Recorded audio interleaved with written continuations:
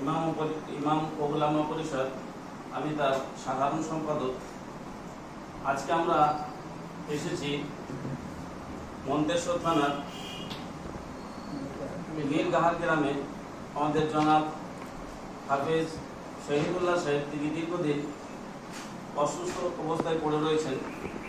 তিনি আমাদের খুব পরিচিত মানুষ, কাছের মানুষ। গ্রাম মাদ্রাসা দীর্ঘদিন তিনি শিক্ষকতা করেছেন। মাদ্রাসা শুরু লগ্ন থেকে নিয়ে আজ পর্যন্ত 25 বছর তিনি এখানে শিক্ষকতা করেছেন। তাই আমরা, উনি একজন অসহায় মানুষ, তাই আমরা এই আমাদের সংগঠন ইমাম ও উলামা পরিষদ, জামিয়াতুল আইম্মা ওয়াল উলামা চট্টগ্রাম, আমরা একটা চিন্তা ভাবনা করে আমাদের এলাকার কিছু শুভবুদ্ধি সম্পন্ন মানুষ, তাদের সহযোগিতায় এবং এলাকার কিছু সাধারণ মানুষের সহযোগিতায় আমরা আজকে হযরতের হাতে 33,800 টাকা তুলে দিলাম এনার চিকিৎসা বাবদ।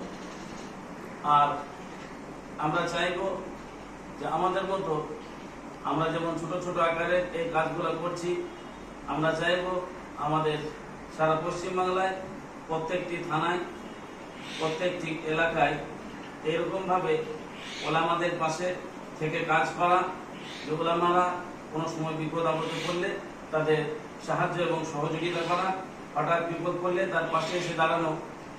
আমরা চাই যে প্রত্যেকটা এলাকায় এরকমভাবে তৈরি হোক।